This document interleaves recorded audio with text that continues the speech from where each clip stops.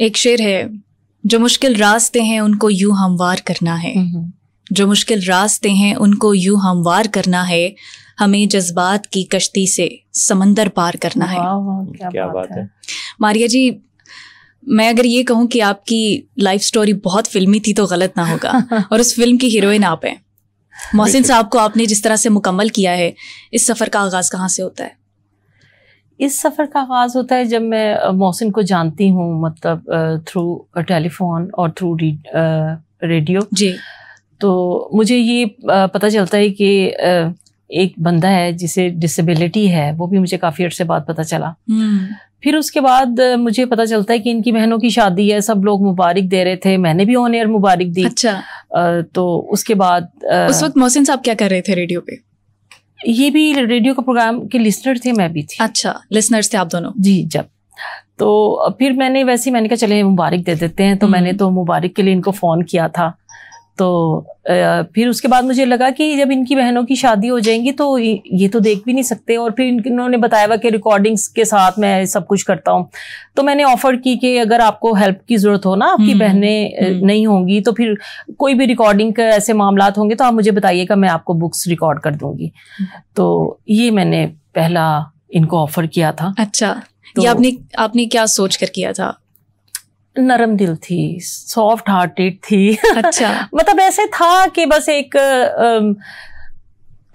अल्लाह ताला की तरफ से भी तो होता है ना इशारा, दिल में बात डाल देता है कि बिल्कुल मुझे अभी भी यकीन नहीं आता ये सब क्या था और कैसे था और कैसे हुआ, मुझे अभी भी नहीं पता। मेरा बिलीव ये है कि अल्लाह ताला जो है ना, गॉड नोज बेटर ना, वो सबसे ज्यादा अच्छा जानते हैं। हम तो जान ही नहीं सकते किस तरह से ये सब सिलसिला चला, और फिर जहन में आना, मेरे हालात ऐसे बनना, और ये सब कुछ मुझे अभी तक समझ नहीं आया कि ऐसा सब क्या है। जब आप दोनों लिसनर्स थे तो आपको मालूम कैसे पड़ा इनके बारे में, मोहसिन नवाज के बारे में, या जब आपको ये पता लगा कि इस तरह इनके साथ डिसेबिलिटी भी है तो क्या आपने सोचा? कोई बात हुई या फिर जाहिर कॉलर्स के आपस में भी कांटेक्ट होते हैं, उसी से मुझे पता चला। लेकिन मैंने ऐसा किसी को डिसेबल ऐसा देखा नहीं था कि कोई ब्लाइंड है तो उनकी लाइफ कैसे होती है, कोई पोलियो पैरालाइज है तो वो कैसे, उनकी लाइफस्टाइल क्या होता है, मुझे बिल्कुल भी आइडिया नहीं था। मैं इस तरह की थी कि किसी पेशेंट को भी मैं देखती थी ना, मैं फेंट हो जाती थी। अच्छा। हॉस्पिटल में मैं किसी की इयादत के लिए नहीं जा सकती थी, मैं मतलब इतनी वो मेरे ऊपर वो होता था। तो मुझे तो पता ही नहीं था ऐसी लाइफ कैसी होती है। तो बस फिर यही हुआ कि एक ऐसा मैंने सुना इनके घर में बहुत ज़रूरत है किसी की, मतलब इनकी मदर नहीं थी और इनको सहरी करवाने के लिए जो है ना कोई भी अवेलेबल नहीं था। इनकी बहन को आई थी इनके पास स्टे करने के लिए, लेकिन इनके बहनोई उनको ले गए थे। अच्छा। तो मुझे पता चला कि सहरी के लिए भी कोई नहीं है, इनके फादर हैं और ये है घर में। तो मैंने कहा अपने किसी दोस्त को बुलाएं, आपको कुछ चाय वगैरह बना दें, कुछ स्लाइस वगैरह दे दें। इन्होंने कहा नहीं, ऐसा तो कोई भी नहीं है। तो वो फिर है कि ये जो आपकी बातचीत होती थी, क्योंकि रेडियो का वो जमाना था, फोन मैसेजेस पे नहीं PTCL होता था। महंगा काम था, वो भी महंगा काम था। बाद में 5 मिनट कॉल हुई थी ना। अच्छा।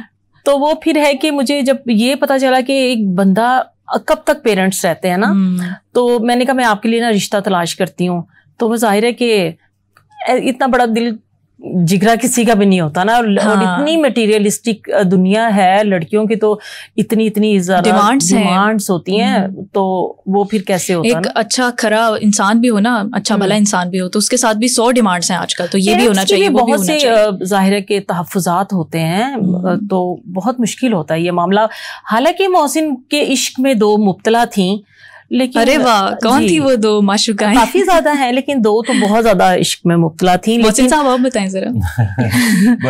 बतौर कॉलर जब प्रोग्राम्स में शिरकत होती थी तो उस जमाने में यानी चूंकि कॉल मिलाना भी एक बड़ा मुश्किल सा काम होता था। हाँ जी। तो कुछ लोगों की कॉल्स मिलती थी जिनमें से मैं एक था, और वो नेशनल लेवल पे FM 100 पाकिस्तान से नश्र होती थी।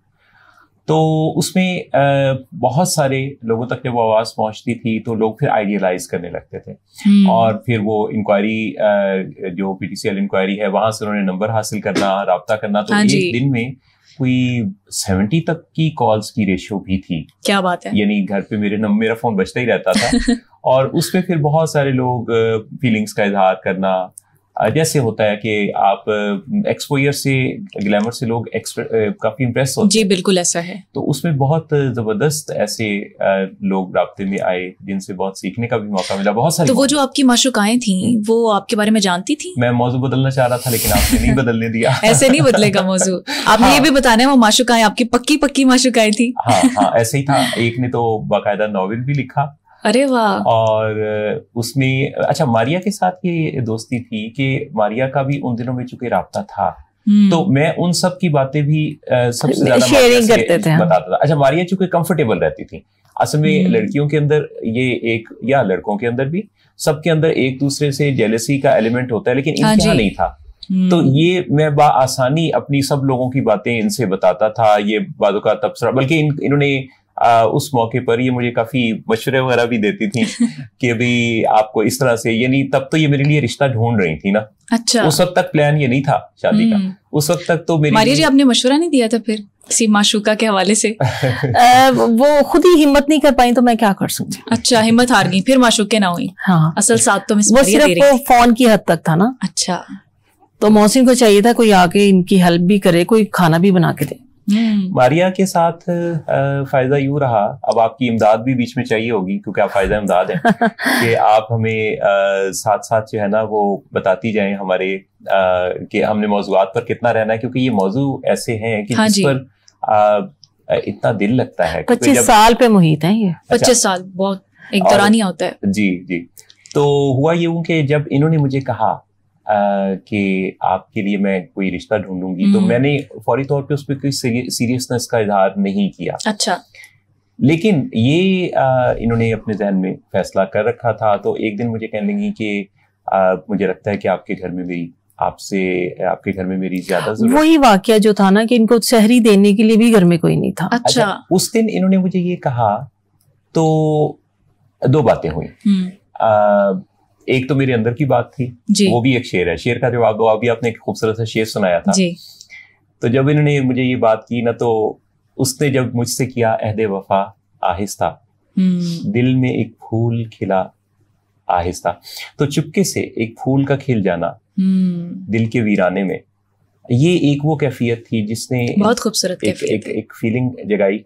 लेकिन मैंने मारिया को समझाया भी, और मैंने मारिया से ये कहा कि जिंदगी का, और फायजा आपने भी शेर सुनाया था मिस मारिया को। हाँ, मैंने इन्हें एक नज्म के कुछ मिसरे सुनाए कि जिंदगी का सफर लफ्ज की नर्म छांव में कटता नहीं, जितने खदशे मेरे साथ चलने में है इस दौराहे पे रुक, और उन्हें अपनी आंखों में तरतीब दे कि अभी तेरे हाथों का हर फैसला तेरे हाथों में है। क्या बात है। तो मैंने इनको दावत दी कि ये अपने फैसले पर नजरसानी करें, पर ये डटी हुई थी और इन्होंने मुझे ये कहा कि मैं तो ये फैसला कर चुकी और सोच समझ कर चुकी। अब रुकावटें उसके मुमकिन अमल बनाने में थी, जिसमें जमाना भी था। जी बिल्कुल। जिसमें कठिनाइयां थी। अच्छा फायजा, मजे की बात है कि मैंने मौसिन को देखा हुआ नहीं था। अच्छा। डिसीजन भी कर लिया, फिर आपने फैसला कर लिया। मौसिन को मैंने नहीं देखा था और मुझे नहीं पता मैंने ये डिसीजन कैसे किया। मतलब मैं अपने कपड़ों का भी डिसीजन नहीं लेती थी अपनी बहनों से पूछे बगैर किसी चीज का। मैंने कभी सुन रखा है कि आप सबसे छोटी थी घर में। मैं छोटी थी और मुझे तो बड़ी शौक और चंचल, और मुझे तो पता ही नहीं होता था घर पक्का क्या है। तो वो जो है ना मुझे अभी तक समझ